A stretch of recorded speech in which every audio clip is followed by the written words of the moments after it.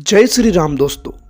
इस कहानी के अंदर इतने भयानक भयानक दृश्य हैं जिसको जब आप सुनोगे और इस वीडियो के अंदर देखोगे तो आपके रोंगटे खड़े हो जाएंगे। दरअसल इस कहानी के अंदर कुछ ऐसा होता है कि एक लड़के के जनेऊ थे, यानी कि उसका मुंडन करना था। मुंडन के एक रात पहले वो उस जगह पर पहुंच जाता है जहां पर मुंजाओं का राज होता है और उसकी सुबह होते ही लाश उन पीपल के पेड़ के ऊपर मिलती है जिन पेड़ों के नीचे वो रात सोया हुआ था। वो सब आपको कहानी के अंदर पता लगेगा। उससे पहले अगर आप चैनल के ऊपर नए आए हो, चैनल को सब्सक्राइब कर देना, वीडियो को लाइक कर देना। कहानी शुरू होती है अब। तो दोस्तों, इस प्रकार एक कहानी है जो कि किसी एक लड़की ने भेजी है। उसी के गांव की ये घटना थी, उसने ये कहानी भेजी है। तो कहानी की शुरुआत ऐसे होती है कि एक लड़का था जो करीब करीब 9 साल का था, जिसके जनेऊ आ रखे थे। जनेऊ समझते हो, मुंडन मतलब बच्चों को 10 साल की उम्र के पहले पहले उनका जड़ोले उतारे जाते हैं। हमारी भाषा के अंदर जड़ोले कहा जाता है उनको, और जनेऊ भी कहा जाता है। ठीक है, एक रस्म होती है और उस रस्म के एक रात पहले बच्चों के जागरण किया जाता है। बच्चों के मतलब भगवान के जिनके वो बाल होते हैं भगवान के लिए, उनके लिए।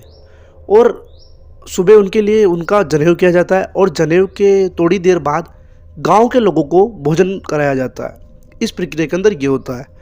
ये कहानी पूरी मुंजा से रिलेटेड है। इस कहानी के अंदर मुंजा होता है। अब मुंजा कैसे बनते हैं वो सब मैं आपको बताता हूँ। मुंजा एक ऐसी आत्मा है, बच्चों की आत्मा कहा जाता है दरअसल इनको। मुंजा के मतलब कैसे बनते हैं, वो ऐसे बनते हैं कि जैसे कोई बच्चा 10 साल की उम्र के पहले अगर मर जाता है तो उसकी आत्माएं भटकती रहती है और उन्हीं आत्माओं को नाम दिया जाता है मुंजा। ठीक है, तो इस कहानी के अंदर एक लड़का है विशाल नाम का, जो कि करीब 9 साल का था, जो अपने दोस्तों के साथ घुमा करता था। अच्छे से आसपास के छोटे छोटे बच्चे हैं, मैदान के अंदर घुमा करते थे।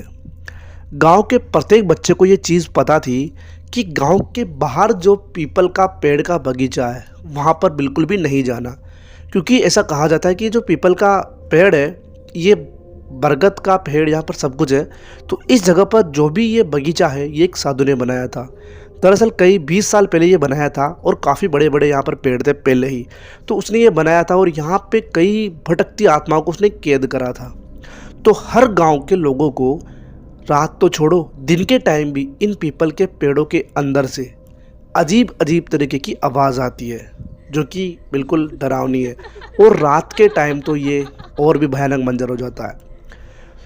तो जो अपना विशाल है वो अपने दोस्तों के साथ खेलता रहता है अच्छे से।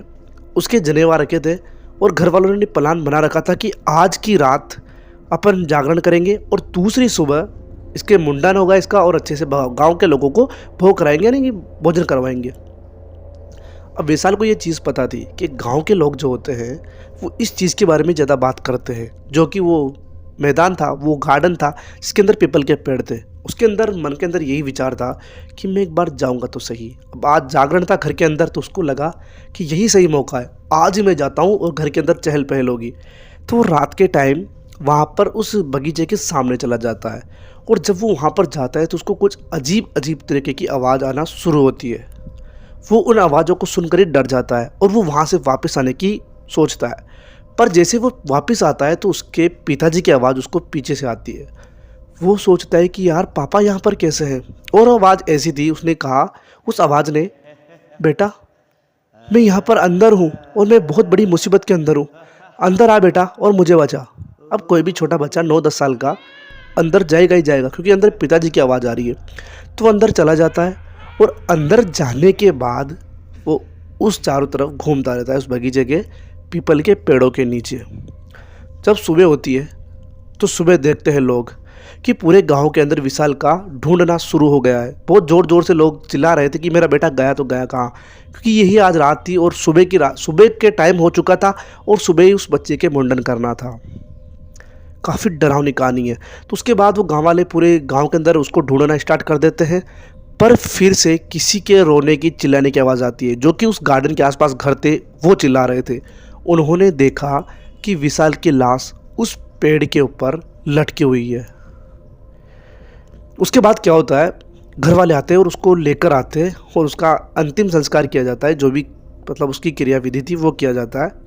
पूरे गांव के अंदर या तो खुशी का माहौल होता, पर सब मातम मना रहे थे उस टाइम पर। उसके बाद क्या होता है, करीब 2 साल बाद इस गांव के अंदर फिर से किसी का जनेऊ आता है, जो कि एक छोटा बच्चा था उसका, जिसका नाम महेंद्र है।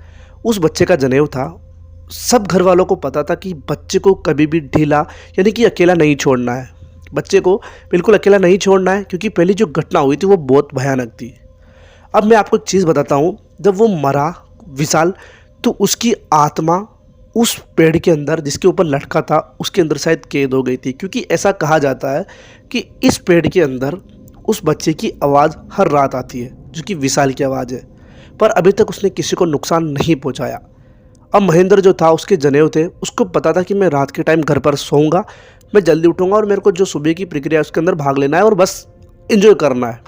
वो बच्चा सो जाता है और जब करीब रात के 2:30 बज रहे थे उस टाइम उसकी नींद खुलती है, जो कि एक छोटे बच्चे ने उसको उठाया था। जब उसने पूछा कि तुम कौन हो, तो उसने कहा कि मैं तुम्हारी बुआ के साथ आया हूँ और कल तुम्हारे जनेवे तो मैं यहीं रहूँगा, उनके साथ आया हूँ मैं। उसने कहा ठीक है। तो बच्चा कहता है कि मैं भी यहीं सो जाऊँ क्या तुम्हारे पास, क्योंकि मैं बहुत दूर से पैदल चल कर आया हूँ, मैं थक गया हूँ। तो महेंद्र ने कहा कोई बात नहीं, तुम सो जाओ। वो दोनों सो जाते हैं और जब महेंद्र की आँख खुलती है तो वो बच्चा अपने आप को उस बगीचे के अंदर पाता है, जो कि बहुत भयानक दृश्य था। वो बहुत ज़ोर ज़ोर से चिल्लाता है, वहाँ से भागने की कोशिश करता है। वो करीब करीब 15 मिनट तक भागा। फिर उसको रियलाइज़ हुआ कि मैं जिस जगह पर भाग रहा हूँ ना, वो एक ही जगह है, यानी कि वो जिस पेड़ के पास से भागा था वो उसी पेड़ के पास वापस आ जाता है। भयानक दृश्य था। और वो उसी टाइम बेहोश हो जाता है। जब वो बेहोश होता है तो उसको जब होश आता है तो आसपास लोग इकट्ठा थे, क्योंकि उस आसपास लोगों ने ढूंढना शुरू कर दिया था। वो रात के टाइम वहाँ था तो गांव के लोगों ने उसको ढूंढना स्टार्ट कर दिया और उसको उठाकर फिर वो अपने घर पर लेकर आए। उससे कुछ पूछने की कोशिश की, पर फिर से उस बच्चे ने कुछ भी नहीं बताया, उसने मुंह तक नहीं हिलाया। अब उसके अंदर दिक्कत क्या थी, गांव वालों ने और घर वालों ने डिसीजन लिया कि इस जनेऊ के प्रोग्राम को थोड़ा आगे कर देते हैं। तो उन्होंने आगे करा। आगे करने के बाद करीब करीब 3 दिन आगे किया था उन्होंने। उसके बाद वो चुपचाप घर के अंदर बैठा रहता और घर के अंदर बैठा रहने के बाद वो अब कुछ बोलता नहीं ज़्यादा।